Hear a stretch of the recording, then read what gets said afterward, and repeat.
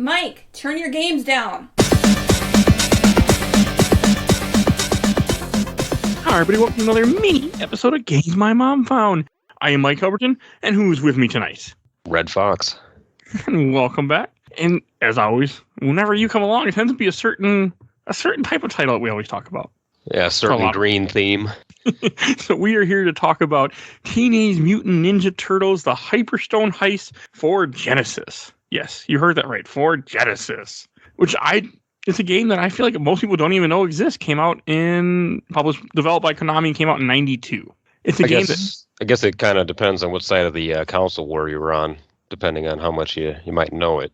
Yeah, I was a Nintendo kid, so I had a SNES. I mean, I had Genesis 2 later, but I actually did not. I don't think I knew this game existed until, I want to say ROM. This is when I first found out it existed. I was confused. So I was on the same side as you, where I grew up Nintendo kid, never really had a Sega, and the only way that I came in contact with this and many other beat 'em ups on Genesis at the time were like through comic book ads. No. So I'd sit there, read Superman, Batman, just flip through the pages. Oh, that game looks so cool, and I'd see it's on Genesis. I'm like, well, I guess I won't know. Yeah, Genesis was a system that I got later and wasn't as interested in. So this game, for those that don't know, is Konami had made Teenage Mutant Ninja Turtles, Turtles in Time for arcade, and then they ported it to SNES.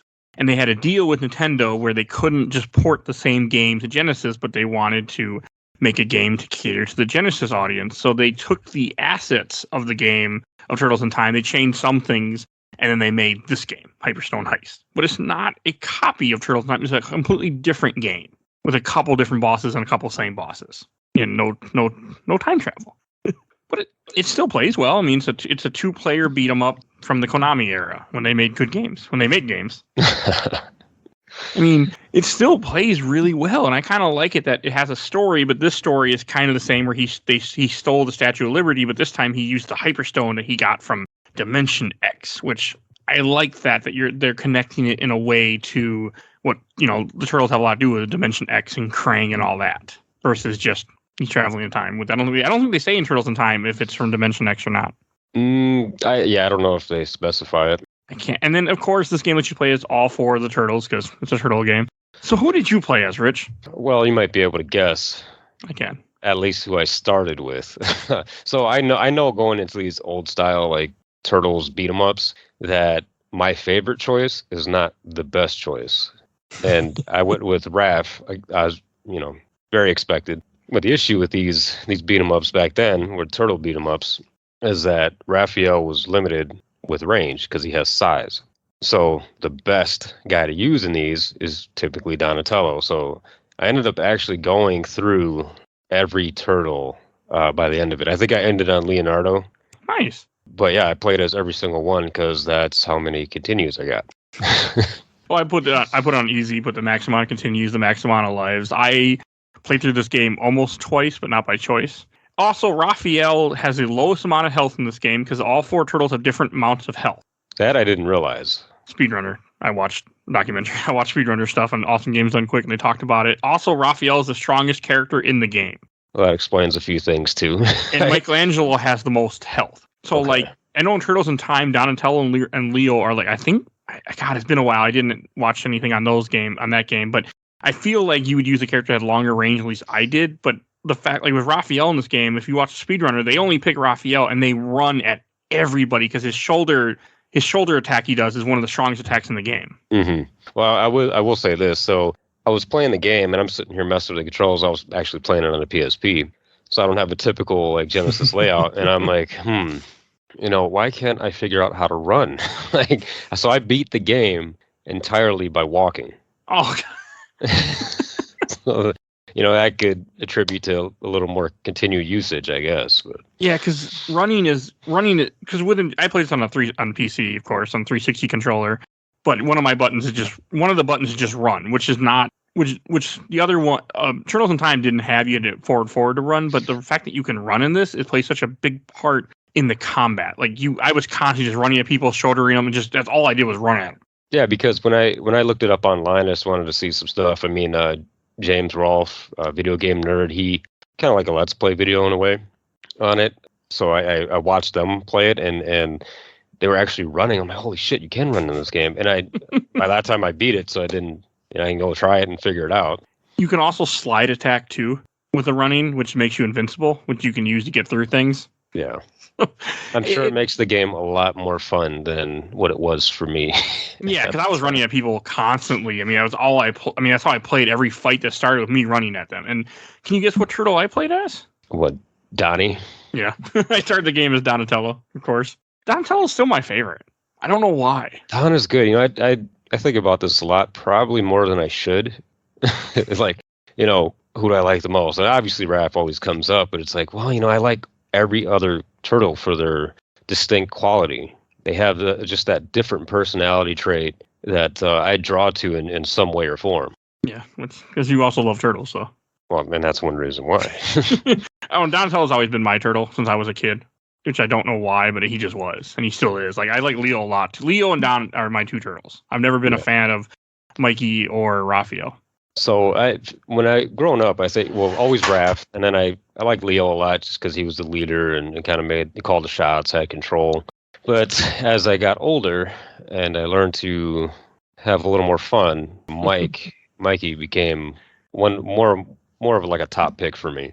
Not over Raph, but getting there. And the way they portray him and everything is just so fun and interesting, and he does add just a unique dynamic to the team. And like with this game, also the turtles are a little different color. Like I think Raphael's a different color than the other turtles, which I thought was cool too. I'm glad. I actually like when they do that. They do that in most media now. The comics, they do it, and the original toys is where I think it started when they started having the different shades of green. So sell you new toys. What's that? Sell you more toys. Oh yeah, of course. I mean, I'm sure that was a big part. I guess they just wanted to be very distinct because I don't know. Either way, it just adds a nice touch and a little more of like subliminal personality to them. Yeah, and this game feels very much like you're going on a quest because they end up in the beginning. They see for some reason Shredder goes in the news to challenge the turtles, which I don't know why, but he goes on TV and challenges the turtles and hijacks the TV station. Okay. It was not the most well thought out plot line. And you start off deep plot line in the sewers, and you can kind of see that they reuse assets from Turtles in Time because they did. They definitely did. But that was fine. Like, this game played well. Like, and the levels are longer in this game, but I like that you start off in a sewer, you run through a sewer, then you're on a city street, which also was a throwback. I think the Turtles, the arcade game, the one that's Turtles 2 at NES, that, kind of throwback to that, it felt like. So that was kind of cool, which I've never beat that game, but I knew what it was referencing. Mm-hmm. I thought that was interesting. And you mostly fight foot soldiers, and most of them are kind of like the same people you fight in Turtles in Time, but they do have some differences. Like, I know the purple ones throw ninja stars at you in this game, but they did not in Turtles in Time. Right, and then the katana wielders, the blue ones are the katana wielders that jump at you. I don't remember anything jumping at you like that with a sword in Turtles in Time. Yeah, I can't remember if they did or not. I liked it. Like, I mean, especially with the run button. The run really makes combat in this game so much fun. Don't have any idea what you're talking about. Which is funny that you did not find that. I mean, I did watch a speedrun before I started playing this game, and they mentioned run. I'm like, okay, so I knew what the controls were beforehand. Yeah, I mean, I figured it had to be there, but it was so easy that I didn't really care to take the time to figure it out. You don't need it, yeah. Yeah, it wasn't, I don't know. Probably There's no Mighty Morphin Power Rangers, the movie for SNES. So man, we got to try to beat that one of these days. But and I would love to do a pod on that too. But so the I don't know. I guess I'm not used to a designated like circle button, for running. Most beat 'em ups don't have that. Yeah, it's just you press forward twice and you get the idea. So I expected it to be that, and I was like, maybe it just doesn't have the damn feature. But it did. Did you do the special move at all in this game that you can do? Each turtle has a special move that drains their health. Yeah, I did. Okay, I would use it by accident, but I tried not to because I'm like, I don't want to give away my health. I there was very few instances where I felt it was even useful because their special move, all it does is the forward kind of momentum. Whereas in most games, when you have that special move, it kind of clears the area around you. Leo spins, I think. Does he? I don't think I did his because I only used him on like Super Shredder. Oh. I didn't have much of a reason to. Yeah, Super Shredder's fucking simple too. Yeah, most of the bosses. I think the worst boss was Tatsu, but we'll get to that. I like Tatsu in this, but we'll get there. And also when you're on the street in the first level, you can get hit by a car, which annoyed me, but it's cool that it's there. Did I get hit? I don't think I got hit by it. I did it multiple times before I got the save state to work where I didn't get hit by it. But yeah, I mean the levels in this game, they didn't really strike me very much. They weren't significant to me. Like when you play a lot of the other Turtles games, things might stick out to you more, especially Turtles in Time. All right, I'll make this comparison right now. Turtles in Time was it's almost the same damn game. It's like yes, it's brother game. And the biggest difference is, I mean, besides I felt the combat was a little more fluid. It had all the glitz and glamour and things that popped out of you, and it was just like a better production overall, visually than this game was. Yeah, they didn't try the same way in this game. And besides the fact that this game had a lot less levels than Turtles in Time did. It's much shorter. Yeah. So I don't know. It was more of like. It's a good game, don't get me wrong, so I'm not trying to shit on it here. But it's more like, hey, we just got to push something on the Genesis, throw those assets together, and get some sales. I mean, I think it would have, if they would have legally been able to, it probably just would have been Turtles in Time. But since they weren't legally able to. Yeah, I guess, and they did the best they could. Maybe they had a time crunch, and this is kind of what they came up with. But even with that said, people still really enjoyed it. I mean, if I was a Genesis kid or Sega kid back in the day, this might have been my favorite one. I don't know. Yeah, it might have stuck with me. I do like that the first boss is Leatherhead. I always have a soft spot for Leatherhead for some reason. Leatherhead is really cool. I mean, if you get to the point in the modern comics with him, you'll like him there too. I think they did an amazing job with him in the modern comics. I just like him. He doesn't have the Crocodile Dundee look, which they were going for. Well, that's an 80s thing. Yeah, it made sense then. I mean, I don't know. I had the Leatherhead toy, back in the day too, and I always thought he was a cool design. And then you fight him, and then you get to level 2 or scene 2, which is you're going after a ghost ship for some reason. But it starts off where you're on your little surfboard thing, and you have an auto scroller type level. Which now that was cool looking. I did like how they presented that. I thought it was a nice look. It was a very drastic change from the level before it. I thought it was a nice look. It was different, which was nice to see. It wasn't the same old. I mean, this is also a game where I actually tried for points, which I don't usually give a shit, but I was trying to get points to get extra lives in case I died. Mm-hmm. Because I was using save states, but I wasn't really using save states. I would mainly just to dodge like the obstacles that would hit you, like barrels and stuff, because they do a lot of damage. Yeah. Other than that, I didn't care. But I don't know. It was kind of a cool little like auto scroller. I mean, it was different. You could tell assets they took from Turtles in Time, like some of the ship masts and the barrels. But it was a different level, so that was cool to me. They introduced the flying mousers in that one, too. I felt like mousers played a bigger part in this game they did in Turtles in Time, which was nice. Yeah, I think they were a little more in the forefront. I like mousers, and they are pretty, especially after reading the comic, they are a vicious little thing. Oh, yeah, in the original and in the modern one, they're actually a threat. They don't look like they would be, but they are. In the cartoon, I don't think they were. Nah, they were just common fodder. I mean, that's kind of what they used for it in the games too. But in the comics, yeah, they're way more serious, and that's something they really haven't pulled off in the movies yet. No, I haven't even had mousers in the movies yet. I don't think so. I mean, I can barely remember the Bay Turtle movies, so I don't think they were. I know Stockman was in the second one, but I don't think there was any mousers. They're bad, from what I remember, but we'll get there someday. Yeah. I want to come.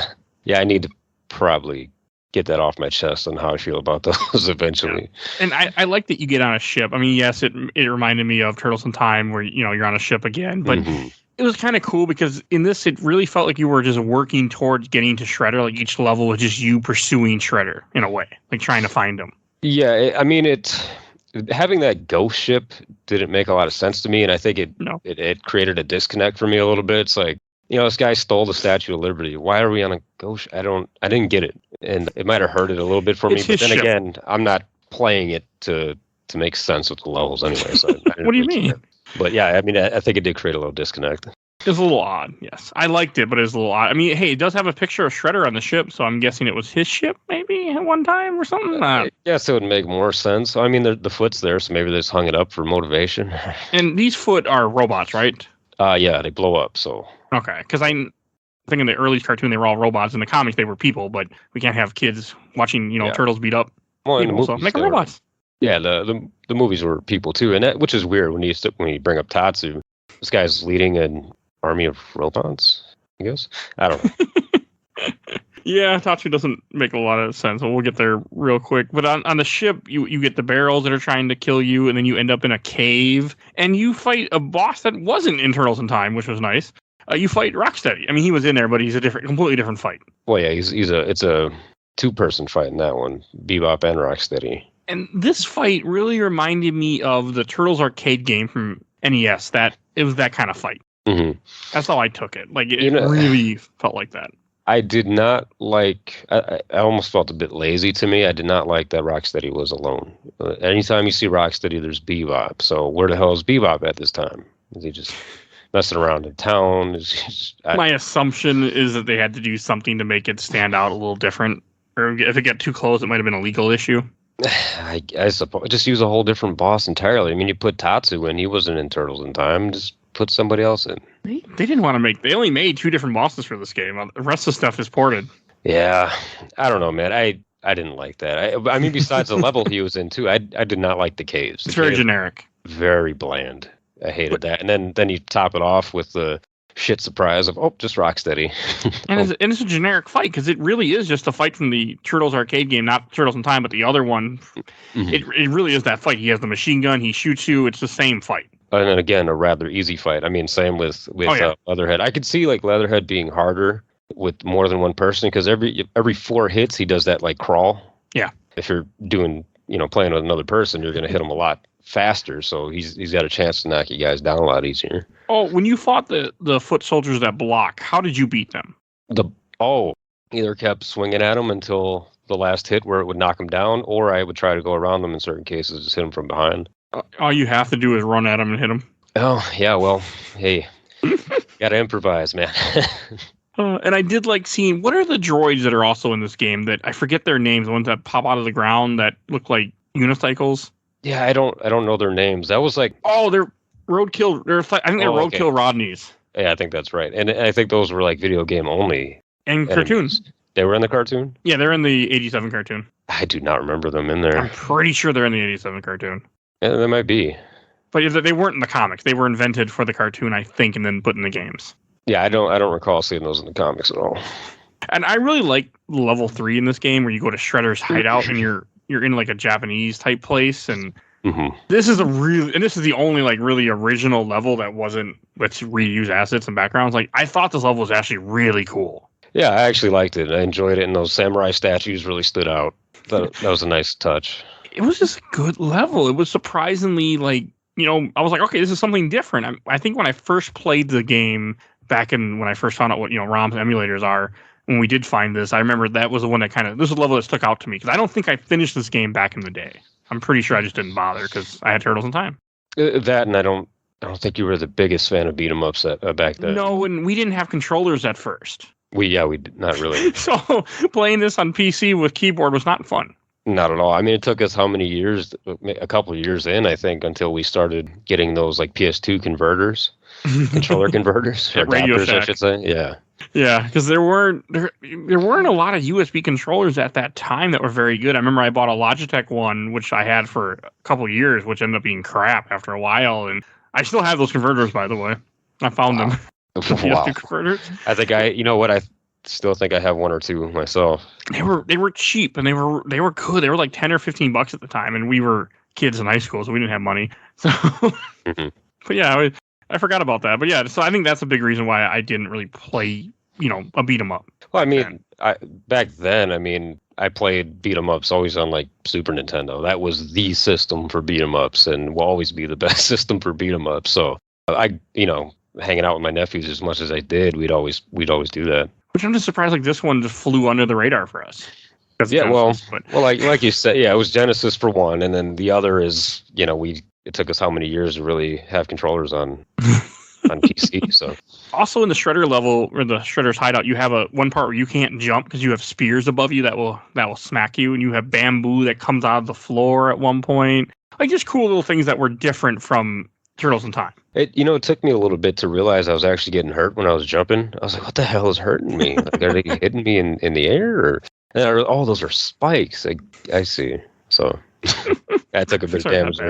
I think it's good pixel art though. Like I think the sprites and everything look pretty good in this.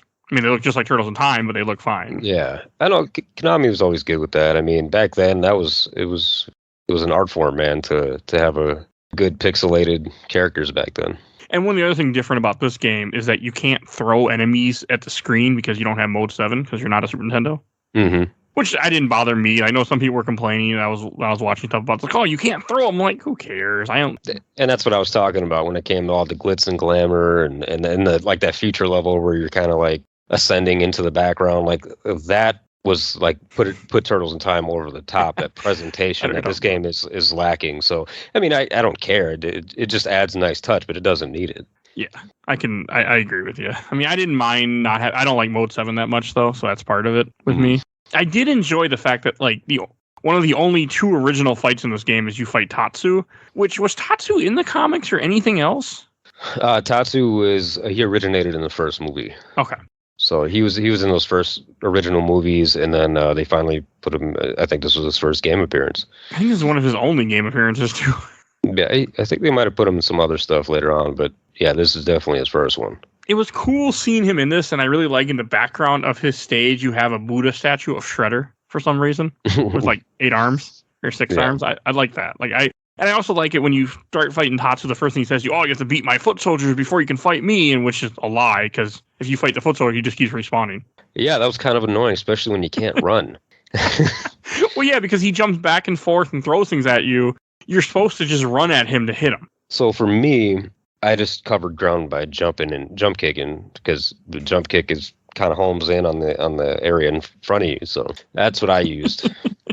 He's a cool. I thought he was a cool boss. He jumps back and forth and throws things at you, and then he spawns foot soldiers constantly, which I felt fit Tatsu because he's leader of them in a sense, a trainer. It was very fitting. It was the most probably well thought out fight in the game. It's also one of the only unique fights in the game. Yeah, I mean because every other boss for the most part is very easy. Stockman kind of gave me a little issue here and there, but nothing major.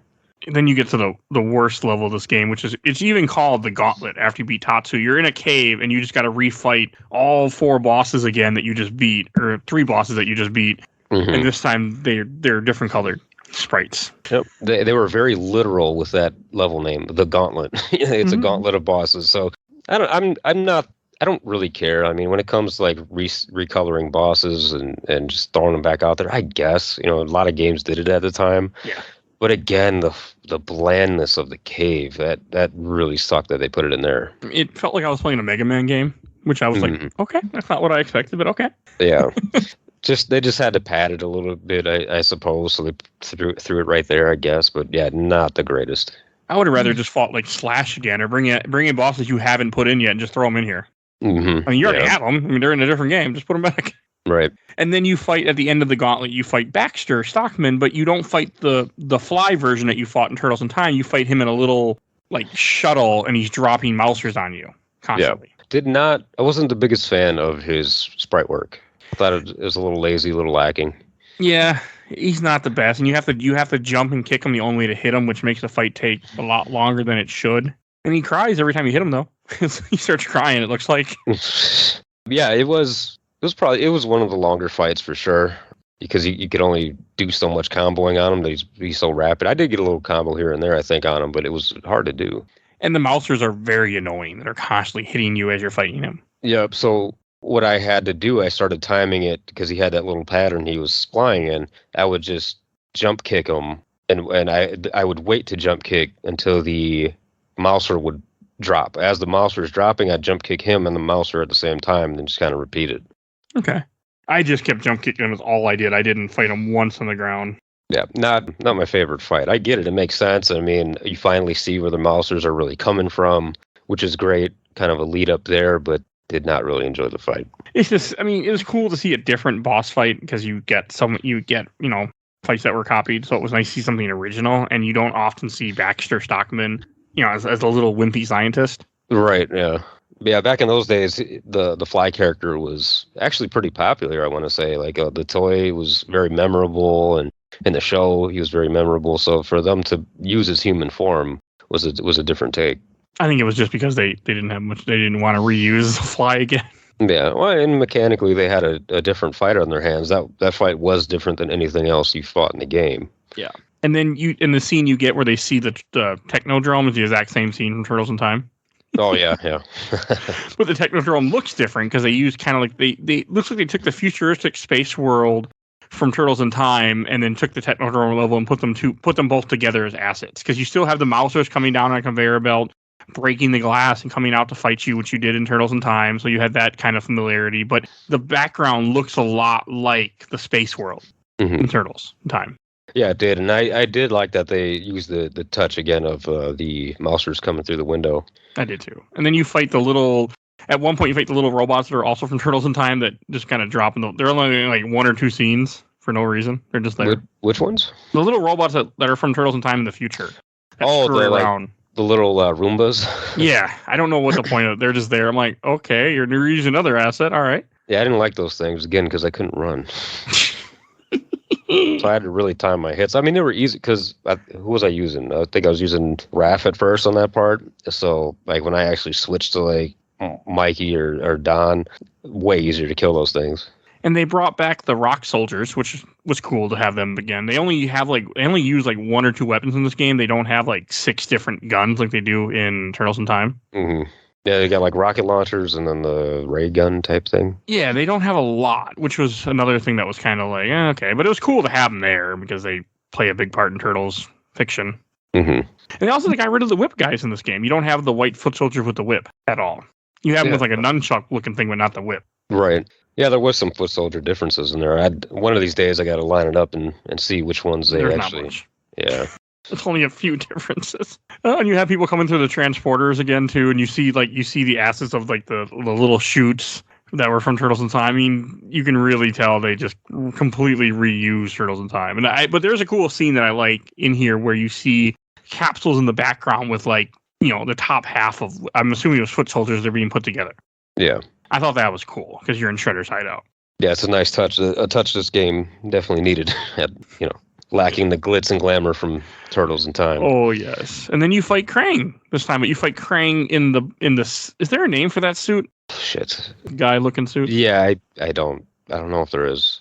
Okay, yeah. It's cool. It's a little bit different fight from Turtles in Time because you're on foot. You're not on skateboards, but I think the fight is kind of the same though.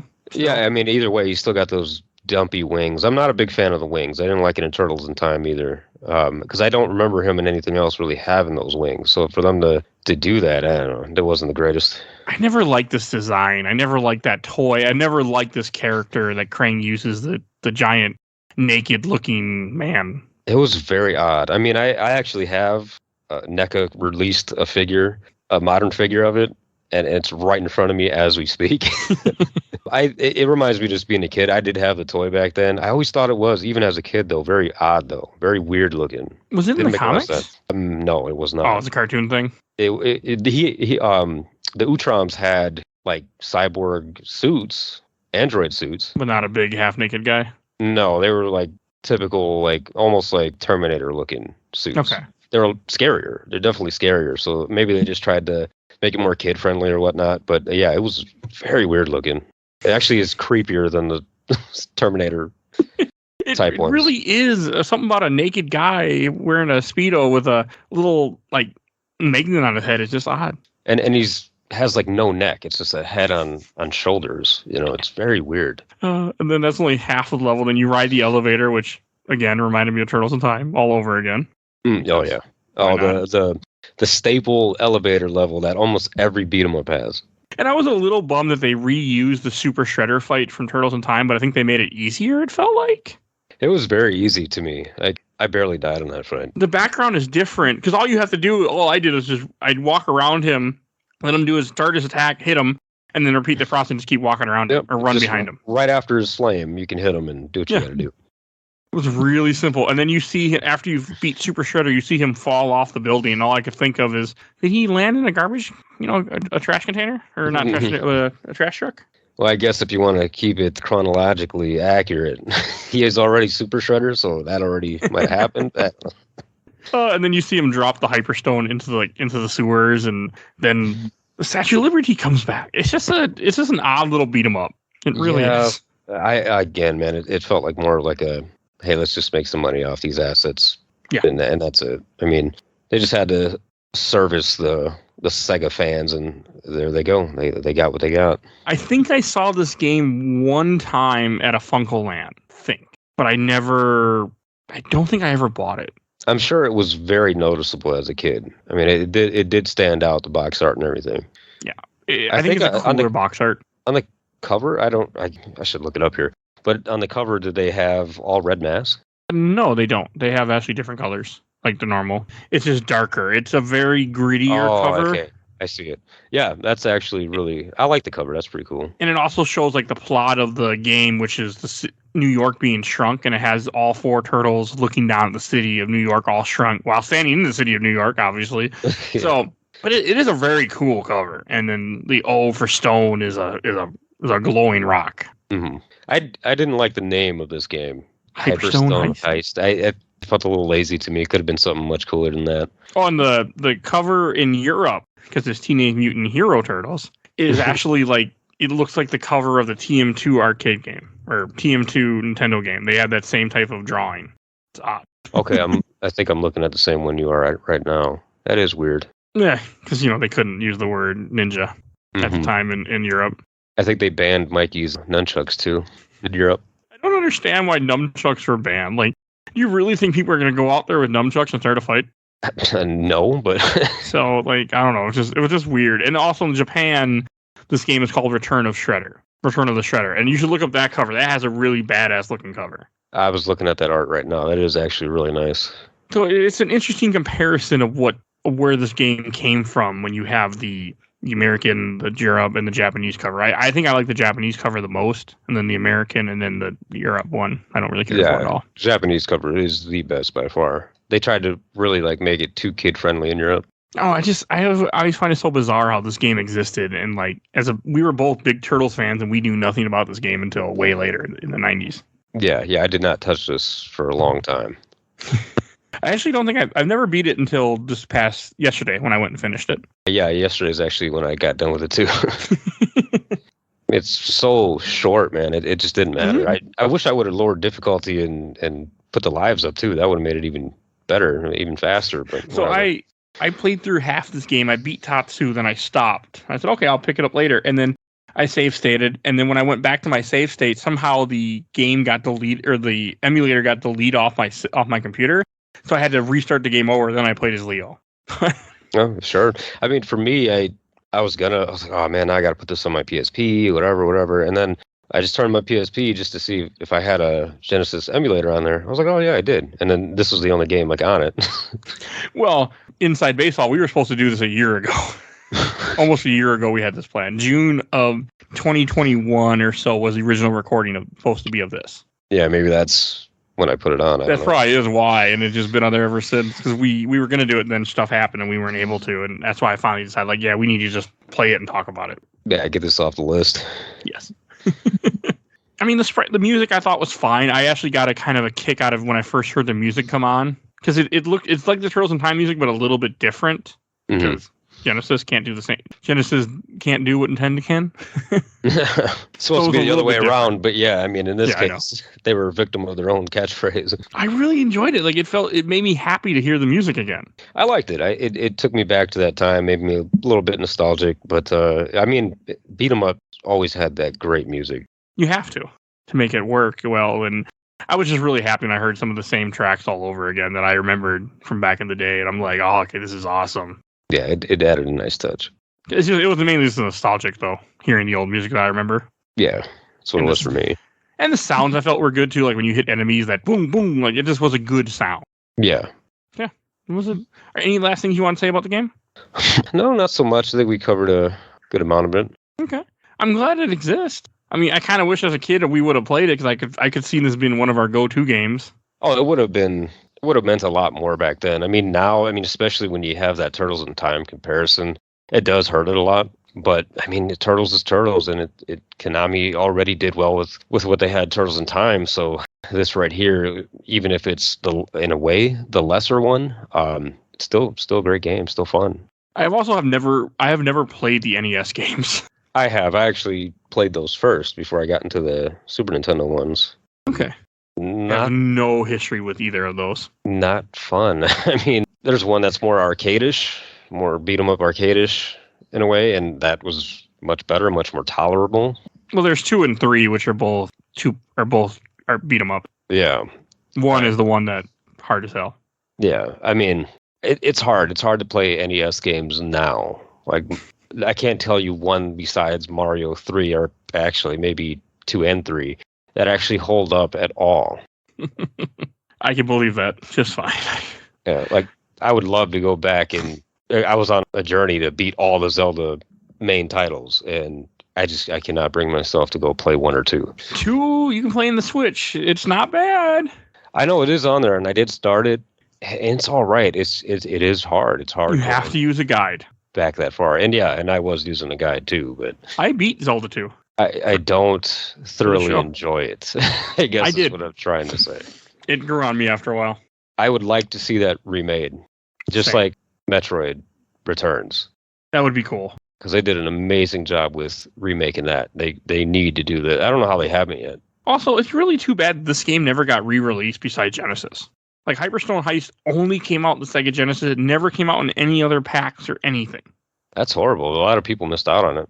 Yeah, because, I mean, again, licenses. Like, that's why licensed games I like covering them or playing them, just because there's a lot of times there's not a way to talk about them or play them if you don't do it a certain way. But it just makes me sad. It really does kind of make me sad this game never came out again. I mean, Turtles Time even came out a couple times. Like, it had a remake and everything, which is not good. But I never played it, and it was because of reviews. Like, I was kind of excited for it, but once I saw the reviews, I was like, I'm not gonna prioritize it. Yeah, I used to have it at one time, and it really wasn't good. Like, no, it wasn't good. That's horrible.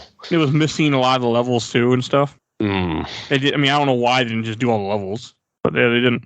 Were the controls bad? Like, no, it just was missing levels from what I remember. Oh, that's it. That's what I just remember not liking it. But it's been a long time, and I'm not the biggest fan of beat 'em ups. At least I wasn't at that time. Right. I've changed a little bit on that as we've been playing them. And again, we didn't play this 2 players because we don't live in the same city anymore. So that was, I mean, this would have been more fun 2 players. But yeah, when we can, any beat 'em ups that we can play online, we probably should. I think it'd be a lot more enjoyable. Yeah, you can if you mess around with the emulators. But yeah, I've done it. Maybe 6-7 years ago, I used to have a friend of mine who used to actually do that online. I think it was Ines too. I forget you can. Yes, Ines can do it. There's a couple of systems that can do it, but I never mess with it. But I don't know. Reshell just did not do it for me. I don't remember much about it. I just remember I didn't like it. Mm-hmm. But I might have not given it much of a chance. I cannot remember. I just know they changed one of my favorite games, and I was upset. Clearly. Oh, they cut out the Technodrome as one of the levels. They don't have that there. You go straight to prehistoric. Oh, that's horrible. Why would they do that? And you fight Toka and Razor on the ship instead of Bebop and Rocksteady. You still have the train, and then from the train, okay, you go to the future Krang level. Then you're in the future with Krang. So yeah, it's somewhat the same, but it cut out some stuff and changed bosses. I didn't like that. Like, they got rid of Slash. You fight somebody else. And that's too bad too, because Slash is one of the coolest turtle enemies ever. Yeah, one of my favorites. How they don't make a storyline where this guy is the forefront, I don't understand. You know how cool it would be if he was some type of hunter or something like that, and they had to take him down. I mean, it would be so damn cool. So much you could do with Slash, and they also took out the King too. The what? The Rat King isn't in the reshell version. Yeah. So little things like that, I think, is what just made me upset. But I don't remember. It's been too long. But yeah. I mean, that is a lot of change, though. I could see why people might be pissed. You don't need to change that. Game was perfect. Yeah, if you're gonna remake it, do the whole damn thing. Don't half-ass it. I don't understand. The time. All right, I think we should go to shelf, stack, or box for this game. And I'll go first. I'm actually going to put this on the shelf because I had a really good time just running through it. It was a fun game. I had a good time with it. It's a good beat 'em up. And I played it twice. It would have been more fun playing it 2 players, of course. And I'm also bummed that it doesn't exist anywhere else. But I'm going to put it on the shelf, and I'm glad that I finally went and replayed it and finally beat it for the show. What about you, Rich?